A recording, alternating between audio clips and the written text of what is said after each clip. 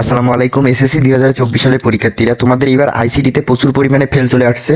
Board চ্যালেঞ্জের result আমাদের কাছে চলে আসছে। দেখা যাচ্ছে যে আইসিটিতে পরীক্ষার্থী মনে করো যে আইসিটিতে এরকম খারাপ রেজাল্টটা হয়ে গেছে।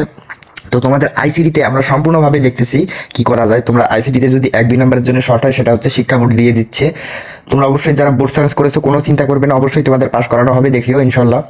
আর তোমরা যারা টেনশন করতেছো যে ভাই আমি কি পাস করবো না, তোমরা যদি পাস না করো তাহলে অবশ্যই আর একটা তোমাদের একটা বিষয় আছে, ওই বিষয়টা করলে ইনশাল্লাহ কাপ তোমাদের পাস হয়ে যাবে।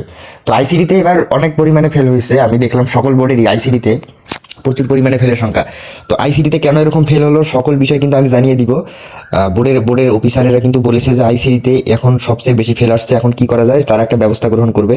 তো তোমরা কোনো চিন্তা করবে না, তোমাদের অবশ্যই তোমাদের ভালো একটা কিছু করবে, বোর্ড চ্যালেঞ্জের মাধ্যমে তোমাদের ভালো একটা কিছু দেবে ইনশাল্লাহ। এ নিয়ে কোনো চিন্তা করবে না, চিন্তা করে কোনো লাভ নেই, ইনশাল্লাহ সকলকে পাস করে দেওয়ার একটা করতেছে।